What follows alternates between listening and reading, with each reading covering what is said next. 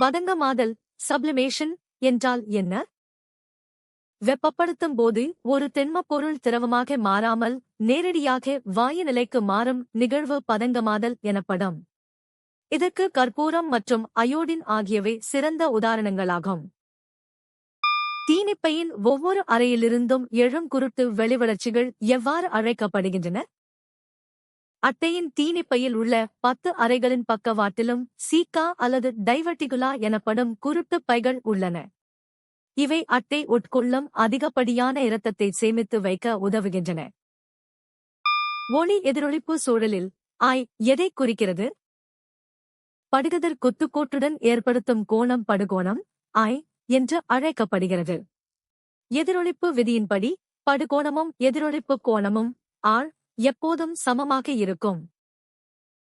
தொடர் மின்சுற்றில் மின்னழுத்தத்தின் ஒரு பண்பு எது? ஒரு தொடர் மின்சுற்றில் மொத்த மின்னழுத்தமானது அதில் இணைக்கப்பட்டுள்ள ஒவ்வொரு மின்தடையாக்கிகளுக்கும் இடையே அவற்றின் மின்தடைக்கு ஏற்ப பகிர்ந்து அளிக்கப்படுகிறது.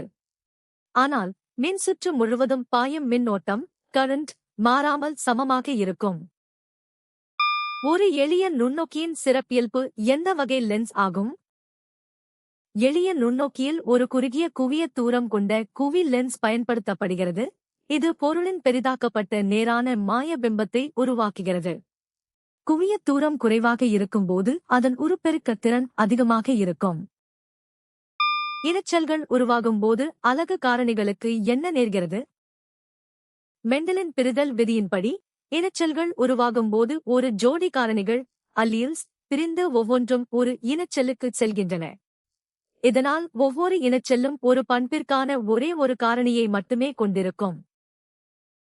முதிர்ந்த மனித அண்டத்தின் வடிவம் என்ன? மனித அண்டம் என்பது ஒரு பெரிய நகராத மற்றும் கோள வடிவமான செல்லாகும். இது கருவுறுதலுக்கு தேவையான ஊட்டச்சத்துக்களை கொண்டுள்ளதால் மற்ற செல்களை விட அளவில் பெரியதாக உள்ளது. ஒற்றை செல் உயிரி என்னவென்று அழைக்கப்படுகிறது? ஒரு செல்லால் மட்டுமே ஆன உயிரினங்கள் ஒரு செல் உயிரிகள் என்று அழைக்கப்படுகின்றன. இவை அனைத்து உயிர் செயல்களையும் அந்த ஒரே செல்லிலேயே நிகழ்த்துகின்றன. அமீபா, பாரமீசியம் மற்றும் யூக்ளினா ஆகியவை இதற்கு சிறந்த உதாரணங்களாகும். ஈஸ்டில் காணப்படும் இன்வெர்டேஸ் மற்றும் சைமேஸ் என்சைம்களின் செயல்பாடு என்ன? இன்வெர்டேஸ் சர்க்கரையை குளுக்கோஸாகவும் சைமேஸ் அந்த குளுக்கோஸை எத்தனால் மற்றும் கார்பன் டை ஆக்சைடாகவும் மாற்றுகிறது. வைட்டமின் B2 உற்பத்தி என்பது வேறு சில நுண்ணுயிர்களின் சிறப்பு பண்பாகும். பாசிகளுடன் கூட்டுயிர் வாழ்க்கை நடத்துவது பூஞ்சைகளின் லைக்கன்கள் பொதுவான பண்பு. கரிமப் பொருட்களைச் சிதைப்பது பொதுவான பூஞ்சைகளின் வேலை. ஆனால் இன்வெர்டேஸ் மற்றும் சைமேஸ் நொதித்தல் செயலுக்கு மட்டுமே உரியவை. சில வினைகளில் வினையூக்கிகள் என்ன பங்கு வகிக்கின்றன? வினையூக்கிகள் ஒரு வேதி வினையில் ஈடுபடாமல் அந்த வினையின் வேகத்தை மாற்றியமைக்கும், பொதுவாக அதிகரிக்கும் திறன் கொண்டவை. இவை வினையின் கிளர்வு ஆற்றலை குறைப்பதன் மூலம் வினை விரைவாக நடக்க உதவுகின்றன. 2. எந்த உண்மை உங்களை வியக்க வைத்தது? கீழே கமெண்ட் செய்யுங்கள். தினமும் புதிய தகவல்களுக்கு சந்தா செலுத்துங்கள்.